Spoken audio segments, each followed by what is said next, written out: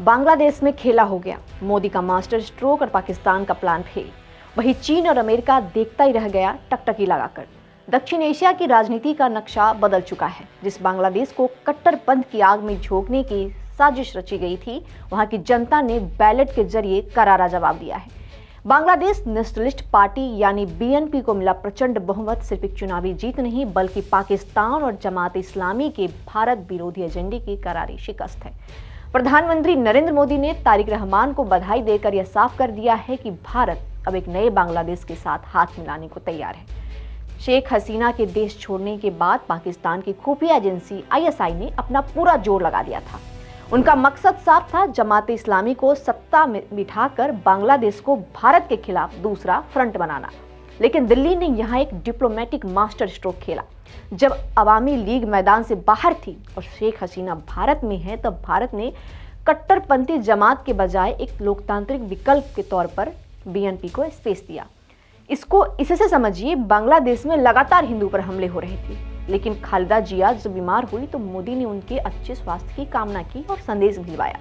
उनके देहांत के बाद जयशंकर खुद ढाका पहुंचे और तारिक रहमान को भरोसा दिलाया कि भारत इस दुख की घड़ी में उनके साथ है। अब 35 साल बाद जब बांग्लादेश में कोई पुरुष प्रधानमंत्री बनने जा रहा है, तो पीएम मोदी का तारिक रहमान को यह कहना कि यह जीत आपके नेतृत्व में बांग्लादेश की जनता के भरोसे को दर्शाती है। भारत एक लोकतांत्रिक, प्रगतिशील और समावेशी बांग्लादेश के साथ खड़ा है और हम साथ मिलकर विकास के लिए जो लक्ष्य है उसको पूरा करने के लिए तैयार है। सीधा संदेश था, भारत अब पुरानी कड़वाहट भूलकर आगे बढ़ने को इच्छुक है। इस जीत के पीछे के कारणों को समझना बहुत जरूरी है, जिसमें सबसे बड़ा फैक्टर रहा हिंदू एकजुटता। बांग्लादेश के हिंदू अल्पसंख्यकों ने इस बार खामोश रहकर एक बड़ा दांव खेला। जमात इस्लामी के खौफ और कट्टरपंथ के बढ़ते साये के बीच हिंदुओं ने एकजुट होकर बीएनपी को वोट दिया। उन्हें पता था कि जमात की जीत का मतलब होगा उनके अस्तित्व पर खतरा। हाल ही में हुई हिंसक घटनाओं और लिंचिंग पर बीएनपी का कड़ा रुख हिंदुओं के लिए उम्मीद की किरण बना और इसी साइलेंट वोट ने जमात और पाकिस्तान समर्थित 11 दलों के गठबंधन को धूल चटा दी। भारत की यह जीत 6 अहम मोर्चों पर असर डालेगी। पहला है सुरक्षा सहयोग। क्या तारिक रहमान अपनी धरती का इस्तेमाल भारत विरोधी गतिविधियों के लिए होने से रोकेंगे? यह सबसे बड़ा टेस्ट होगा। दूसरा है जनादेश का सम्मान। भारत ने साबित किया कि वह किसी एक पार्टी का नहीं, बल्कि बांग्लादेशी लोकतंत्र का समर्थक है। पीएम मोदी के ट्वीट से यह बात साफ झलकती है। तीसरा है कट्टरपंथ पर लगाम। जमात की हार से आईएसआई के नेटवर्क को तगड़ा झटका लगा है। चौथा है रिश्तों में जमी बर्फ पिघली। खालिदा जिया की बीमारी पर भारत की संवेदना और बीएनपी का आभार जताना एक नई शुरुआत का संकेत है। अल्पसंख्यकों का भरोसा कितना जीतते हैं, ये भी मैटर करता है। भारत की नजर इस पर रहेगी कि नई सरकार में हिंदुओं को सुरक्षा और समान अधिकार मिले। छठा है पाकिस्तान और चीन का फैक्टर। भारत देखेगा कि ढाका का झुकाव इस्लामाबाद की तरफ कितना रहता है। हालांकि भारत के लिए रास्ता इतना आसान भी नहीं है। हमें यह नहीं भूलना चाहिए कि ऐतिहासिक रूप से बीएनपी के साथ भारत के रिश्ते उतार चढ़ाव भरे रहे हैं। अतीत में बीएनपी के कार्यकाल के दौरान सुरक्षा और सीमा विवादों ने तनाव पैदा किया था, लेकिन आज के हालात अलग है। भारत वेट एंड वॉच की नीति पर है।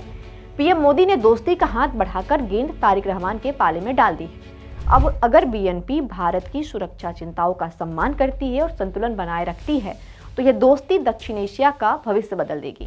चीजें तय करेंगी आगे चलकर कि दोनों देश की दोस्ती किस दिशा में जाएगी। अगर तारिक रहमान भरोसा दे पाए तो भारत सहयोग के हाथ और आगे बढ़ाएगा, लेकिन अगर झुकाव फिर से पाकिस्तान की ओर बढ़ा तो दिल्ली अपनी रणनीतियां बदलने में देर भी नहीं लगाएगी। अब समझते हैं सामरिक दृष्टि से कितना अहम है बांग्लादेश। इस चुनाव पर भारत, चीन व अमेरिका की टकटकी लगी हुई थी, क्योंकि नई सरकार इन वैश्विक शक्तियों के हितों के लिए बेहद अहम है।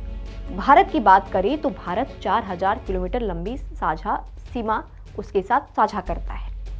इसके अलावा भारत के लिए पाकिस्तान के साथ तनाव और चीन के साथ प्रतिद्वंद्विता किसी लिहाज से ठीक नहीं है। भारत के लिए पूर्वोत्तर क्षेत्र का आधार भी है। चीन के लिए हिंद महासागर तक जाने का कोई सीधा रास्ता नहीं है, इसलिए बांग्लादेश के साथ रिश्ता बेहद बेहतर रखना उसकी मजबूरी है। अमेरिका के लिए भी बांग्लादेश हिंद प्रशांत क्षेत्र में रणनीतिक रूप से अहम है। रणनीतिक प्रयास के केंद्र में बंगाल की खाड़ी को रखा गया है। अमेरिका बांग्लादेश में चीन के बढ़ते प्रभाव को संतुलित करना चाहता है। अब देखने वाली बात यह है कि मोदी का मास्टर स्ट्रोक पड़ोसी देश में कितना प्रभावी होता है। इसी तरह के अपडेट के लिए आप देखते रहिए न्यूज़ इंडिया।